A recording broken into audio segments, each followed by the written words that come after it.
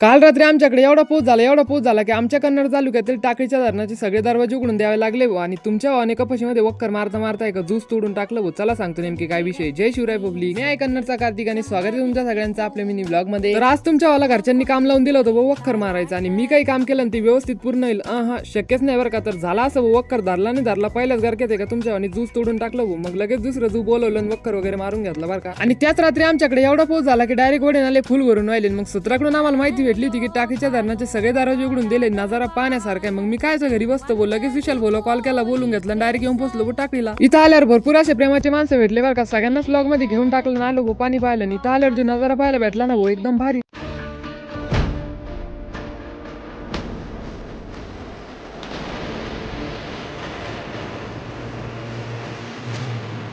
आमचं इकडे video photos काढायचं काम चालू होतं बरं का. तेवढंच अचानक भयानक एंट्री झाली MS-20 ब्लॉगरची. मग दोन्ही ब्लॉगरनी मिळून सोबत फोटोज व्हिडिओ वगैरे काढले बरं का. आम्हाला प्यायची होती आता चहा आणि मग टाकळीमध्येच एका ठिकाणी चहा प्यायला गेलो बरं का. तिकडे पण आपल्याला आपल्या प्रेमाची माणसं भेटले, त्यांना पण ब्लॉग मध्ये घेऊन आम्ही आलो घरी. तुम्ही तेवढं फॉलो करून घ्या. मी भेटतो पुढच्या व्हिडिओ मध्ये. Bye bye.